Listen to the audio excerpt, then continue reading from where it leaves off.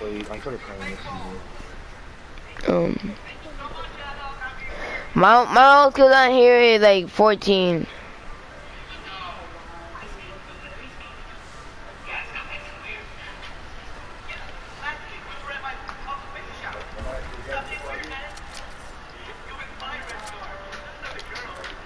Good deal.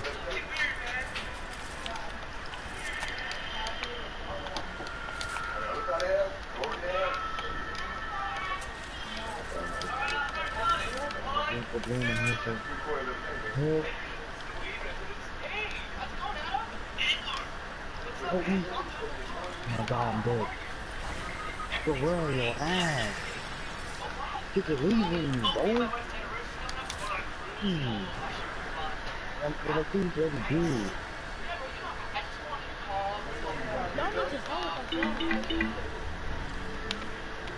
What is over there, room?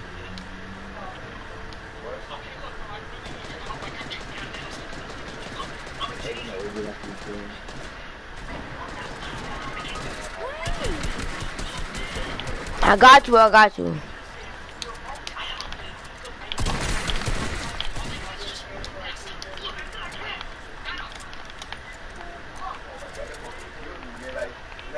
I got you, guys.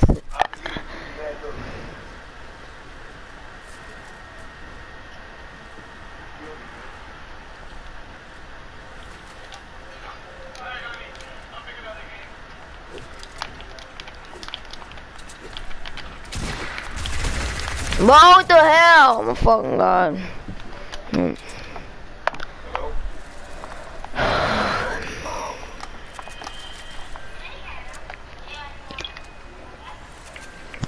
Area near Seattle, a sobering warning to those over the age of 60.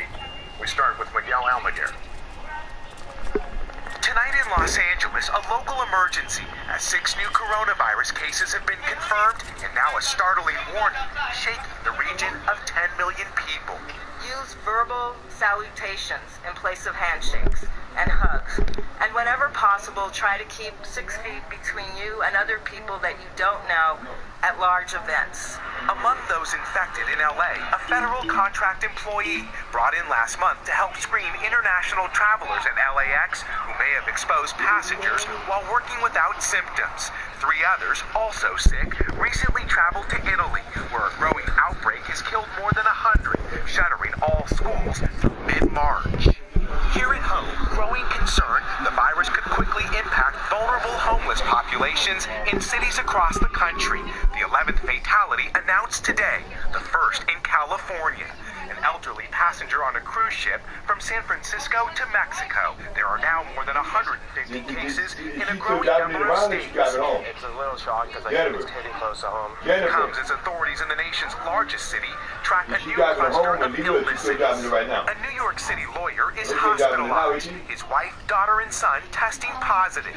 A family friend who he spent time with is also positive, as are his wife and 3 children. Officials also announcing the neighbor who drove the lawyer to the hospital has the virus. The neighbor's children are being tested. The governor says no need to panic.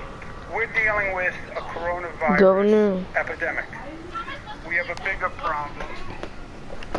Governor. Hey, 51. The governor.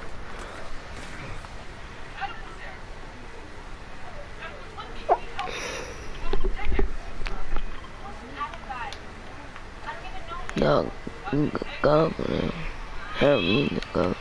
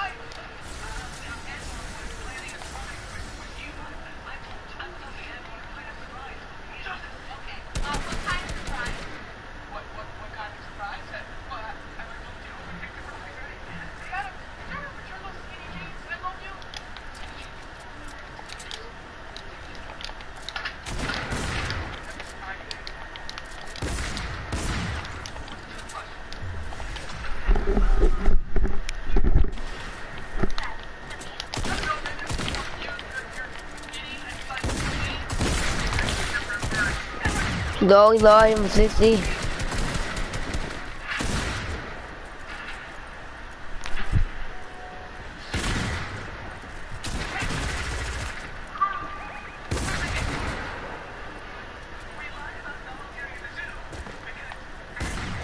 Trying to pickaxe you.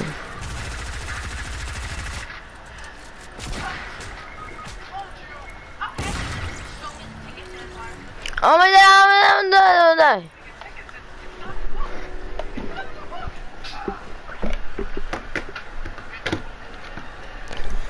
Thank you. Thank you, bro.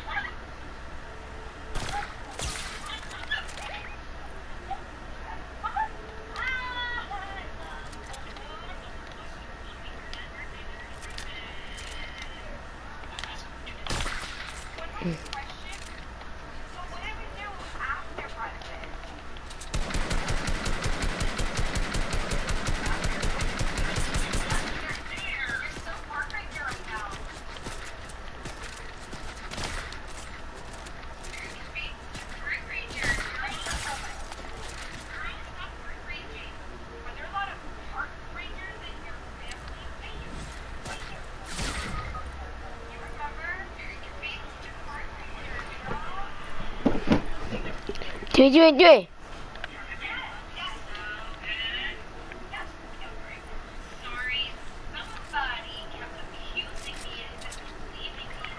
！Oh yeah, revive me. Oh yeah,追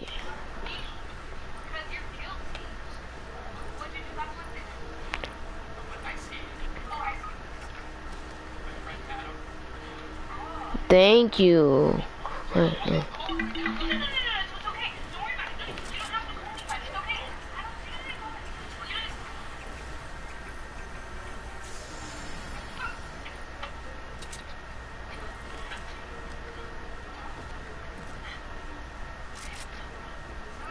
What I did you? What? Hi, I know you. I'm sorry I doing to you. Oh.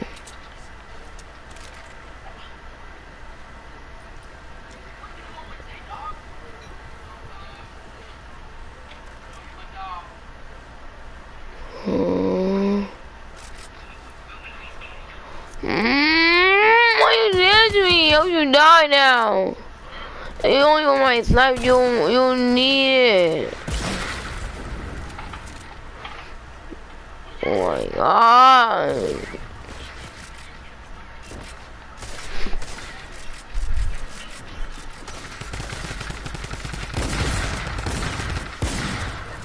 Yes, go.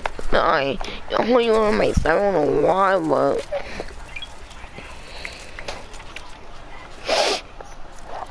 which is a fear pandemic. And the anxiety here is outpacing the reality of it. Hi, I'm Rex Moore with the Motley Fool in front of BMW's self-driving exhibit C.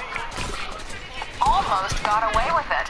The high school hunk-turned-gentleman bank robber who had the brains and unfortunately the desperation to plan one of the most outrageous bank heists in years. The question at the heart of it, how to keep eyewitnesses from identifying him. Well, he did what any deep-thinking robber would do. He hired extras, people who had no idea what they were showing up for, cloning himself 15 times over. And if it sounds like a movie, it might soon be. Tonight, though, the real-life script from the robber himself. Even before he gives it to Hollywood, he's giving it exclusively to 2020.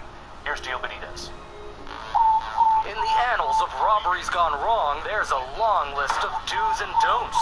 Like, always know your escape route.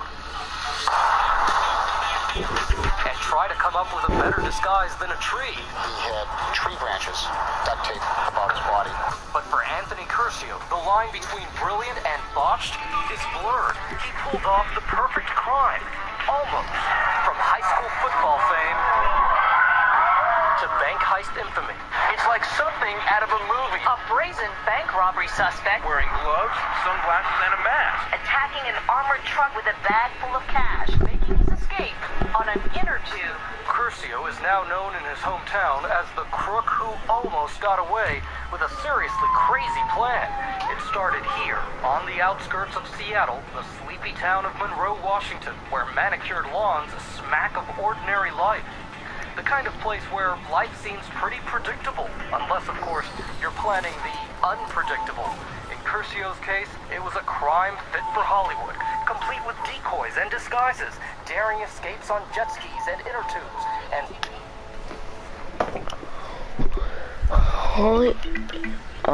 so he saves on floaties in it too. Called floaties.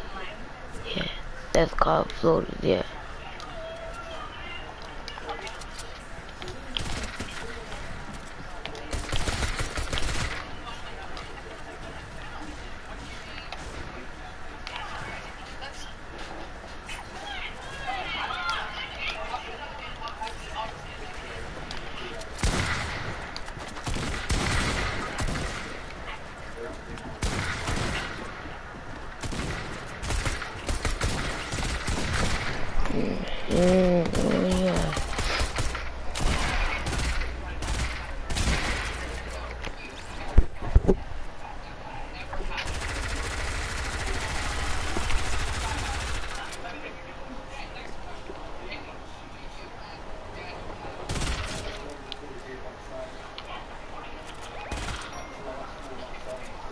hello.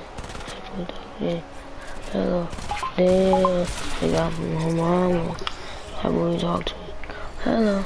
Bags overflowing with stolen loot. You had just stolen $400,000. What does that even look like? Enough to fit in the bathtub. Curcio's life of crime started innocently enough. A golden boy from a well-to-do family with everything going for him. And for whom everything came a little too easy. Captain of the high school football team, known for his Friday night lights victories. Catching a touchdown pass, that's a true feeling. How much of that defined who you were? Everything. That's what I was. He had it all. Good looks, a talent for sports, and a pretty cheerleader girlfriend named Emily. I knew that there was something special about Emily. Beyond special, for sure. You know, we were that couple where the teachers would call me Mrs. Curcio. I remember the first time that he told me that he loved me, I was just kind of like, oh my God. The two became inseparable in high school and stayed together when he went to college at the University of Idaho. No longer the big fish in a small pond, Curcio was now feeling the pressure of college sports. His way to cope? Alcohol. Lots of alcohol. That was your escape. You just kept drinking and drinking and drinking and drinking. And it got so bad after a couple months of that, I was just drinking straight out of the bottle. The next season, a torn ACL was Curcio's introduction to a new vice, Vicodin, which numbed the pain of just about everything. I was insecure about not being good enough. Vicodin took that away from me. It calmed me down. It made me feel like Anthony doesn't need to be an athlete. How far would you go to get it? And I started forging prescriptions, going into pharmacies, faking injuries. One day I'd be John with a dental issue, and in the next pharmacy I'd be Steven with a hurt leg. That was where I crossed the line in high school.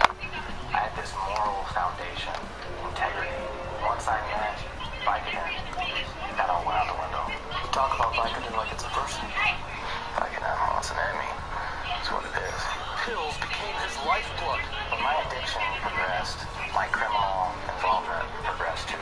The more pills he took, the more brazen his behavior, like dressing up as a mover to steal college furniture. He even created counterfeit baseball cards to sell on eBay, all for his addiction. All I remember is that moment after I take pills and feeling like a man again. Everything's cool, everything's at peace. It was that man who Emily and became a father to a little girl. He lived a double life for over a decade. You were putting on this front. As best I could, yes. He was the spin master, and I was like putty. I believed everything that he said. He was a man used to turning a quick buck, so he got into real estate, flipping houses to support an increasingly lavish lifestyle. Not even my wildest nightmares could I have dreamt up or made up the kinds of things that he was actually doing. She stayed with him through multiple stints of rehab, but had no idea how far her husband had fallen. At his worst, Curcio says he was blowing through $15,000 a month on drugs, popping 50 pills a day. He was living on the edge. Then he went over it. After investing hundreds of thousands of dollars in homes, the market crashes. Yes. And now you've not just lost your money, now you're losing your drugs. Now I'm losing my drugs. The man on top of the world was going belly up, on the verge of losing his big house and the Mercedes parked out front. Now, with less than $20 in his bank account, he was even stealing groceries. So he did what came naturally, find his next fix. Sitting in a parking lot, munching on a Jack-in-the-Box burger, Curcio came up with an even grander plan for some fast cash. I've just been into the bank, Bank of America, and I see the armored car show up. What'd you say to yourself? This is the answer. Curcio became obsessed with, even addicted to, planning an armored truck heist, drawing elaborate diagrams of the scene, spending hours watching the trucks and learning their blind spots. All to the hum of Tom Petty's Free Fallin' on the radio. When I was on pills, I have OCD, very detail-oriented. Curcio came up with a clever disguise when he was out, casing the bank. I started to dress up as like a landscaper that was doing the grounds. I got this landscaping outfit, blue shirt, blue hat, safety vest. And I was so obvious right in front of him that he couldn't see me. The getaway plan? Use something fast to get down a slow-moving creek. A jet ski would do, but when he found the water wasn't deep enough, I started digging this thing out, 6 Oh, you been duels? Bye. you were literally changing the geography. I been duels. Yes. So that this could work. Yes. Stupid. I mean, you really thought you would be able to pull this off? Yes, there was no question I would be able to pull it off. That's how I thought then. On the first try, or rather wet run, the jet ski still not deep enough. So he came up with Plan B. He would use an inflatable yellow inner tube to float his way to freedom. And here's where Curcio's plan jumped the tracks. On a practice run, Curcio stashed his disguise behind a nearby dumpster, forgetting, of course, that where there are dumpsters, there are dumpster divers. This homeless guy with his long beard and the dog started yelling, "I know what that stuff is," or something like that. I was like, "What are you talking about?" And I got in to my car. I'm thinking, man, you just jeopardized everything. You've done all this planning, you've done all this stuff in order not to get caught. And then I started to think, even if he has a light description, that doesn't mean anything. To Curcio, there was no turning back, and now there was just one step left, creating 15 accomplices to help him pull off his perfect crime. I realized that I could create decoys by just blending into the crowd. You needed to create the crowd. I needed to create the crowd, and that's when I went to Craigslist. And this latest idea took Curcio's already wacky plan to a whole new level. This is my day. It's game time. Stay with us.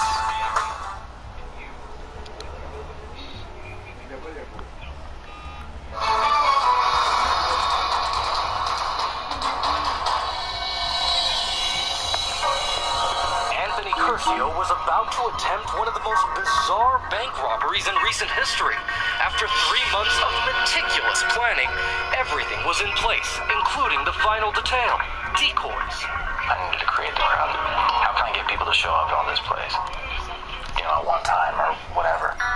My thing was, I'm going to go make a Craigslist posting, and I'm going to get people to wear the exact same thing I was wearing there.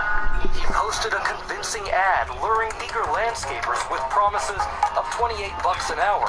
It specified a uniform, blue hat, blue shirt, safety glasses, and a yellow vest, a minor investment for someone looking for a job.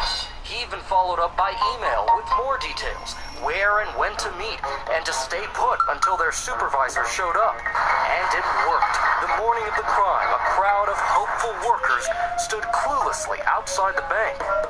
This was the get-up Curcio's ad called for. Now imagine me times 15.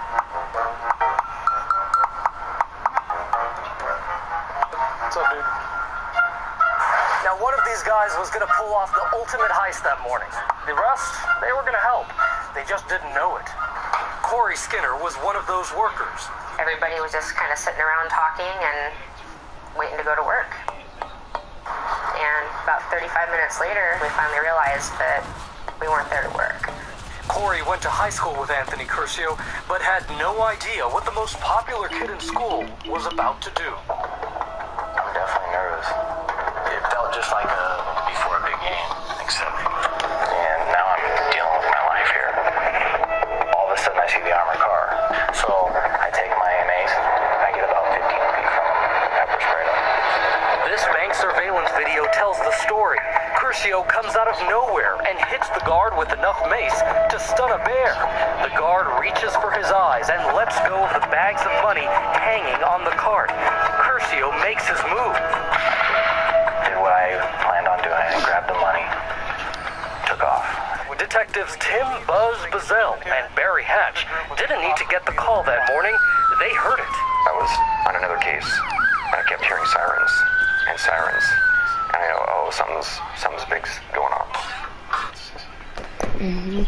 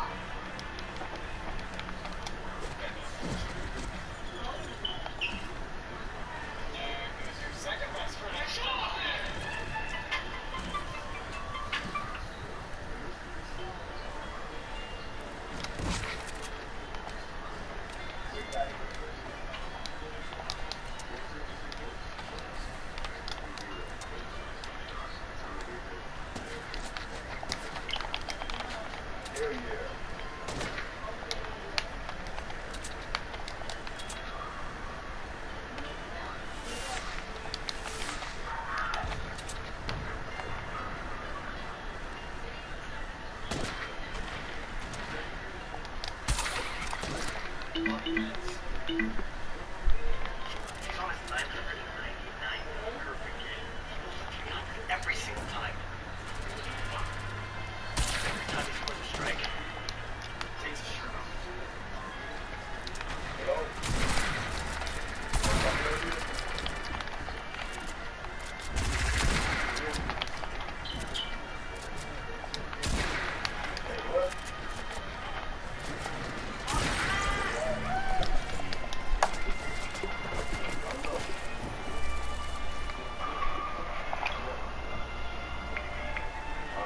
Buzz and Hatch, each with 15 years of sleuthing under their holstered belts, constitute 2/3 of the detective unit in the small town of Monroe. But when Buzz and Hatch arrive at the bank that day, they encounter a first. 15 clones of their crook. When you started seeing all these people wearing the same clothes, what were you thinking? A lot of people dressed up the same way. Might be a distraction to some, but really we're chasing a guy that's running down the street, stripping off his clothes. They learn from eyewitnesses that the culprit is tall, skinny, and athletic, and that he took off carrying the 2 bags of cash under his arm. Like, what else? A football.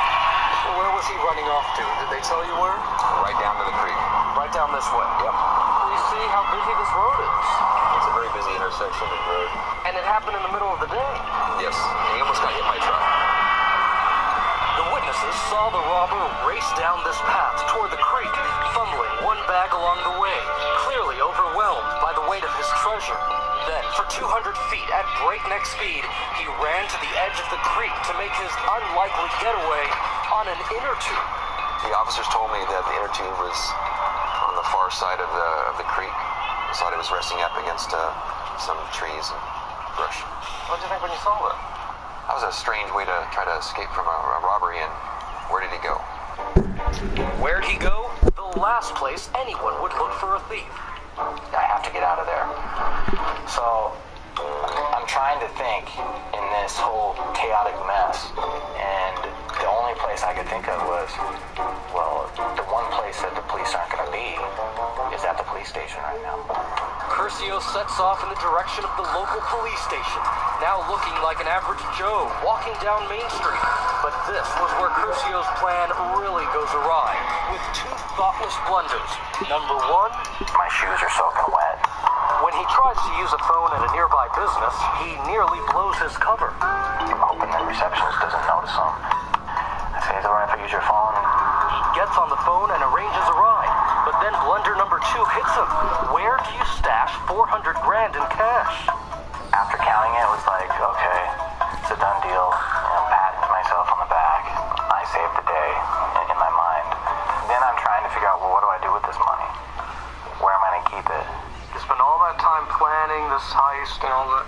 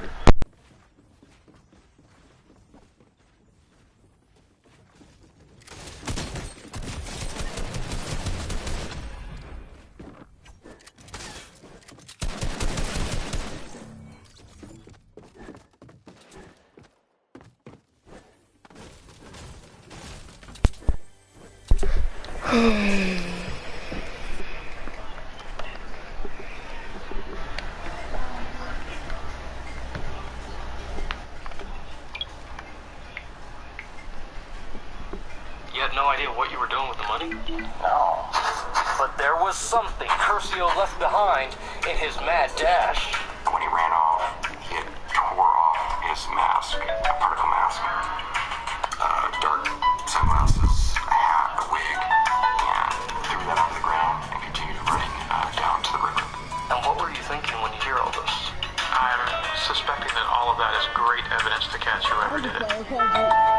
Inside the robber's mask, trace amounts of saliva that would contain his DNA.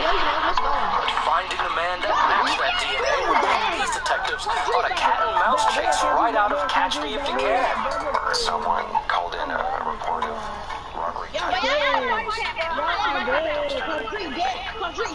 When they dig up the find the caller not only discovered the disguise, he also took down the license plate of the man who came back for the item.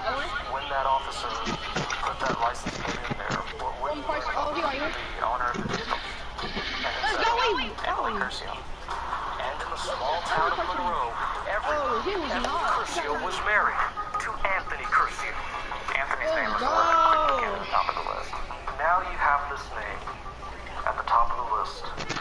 And what do you do with it? Well, we've got to track down the witness to start with, to really solidify that what he saw was what he saw. And this wasn't your typical witness, was it? No. When we come back, who was the mystery caller who had been keeping an eye on Curcio? His identity would shock everyone. Stay with us.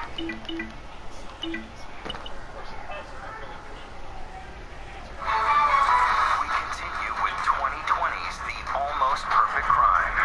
Once again, Gio Benitez.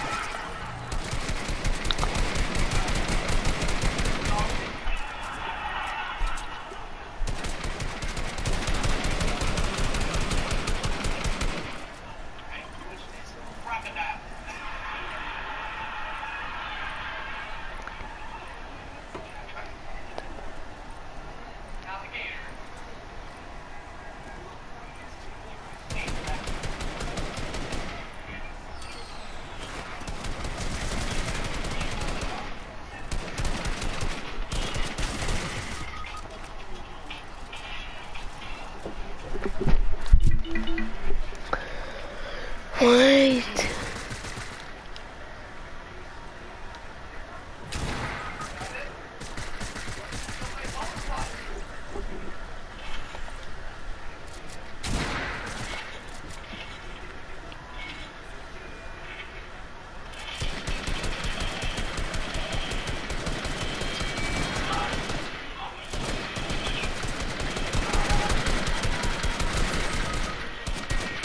Damn.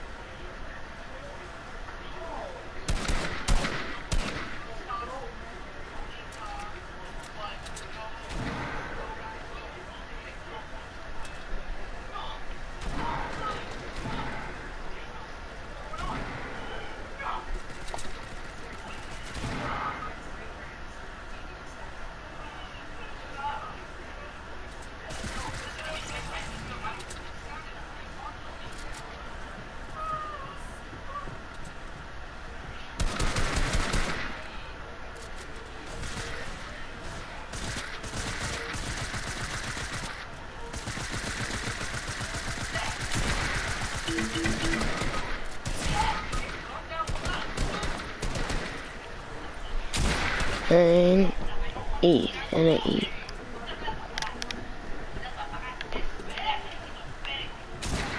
Come on, you got this, bro.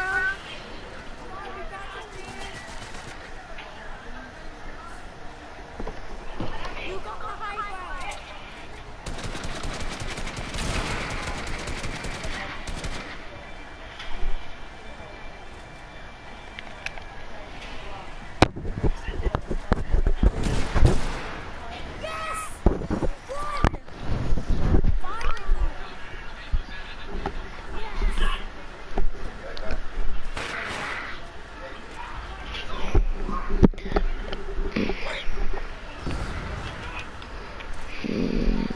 You don't get much.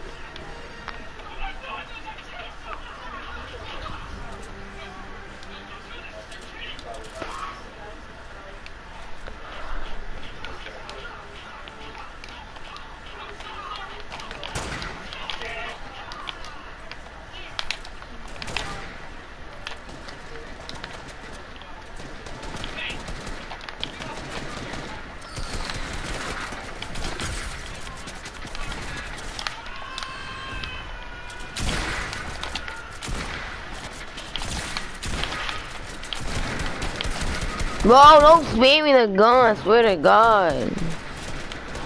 This is my fourth one and I'm getting spammed away. What the fuck? Damn.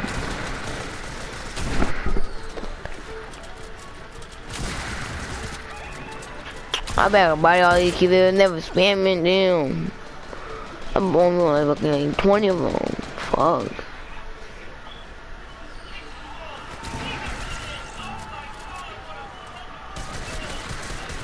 You let me give a kill. That's just annoying. I ain't fucking facts.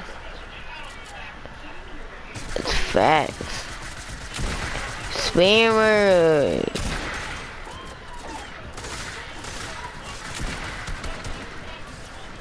Well, that called hacking. Well, he's spamming. Like fucking.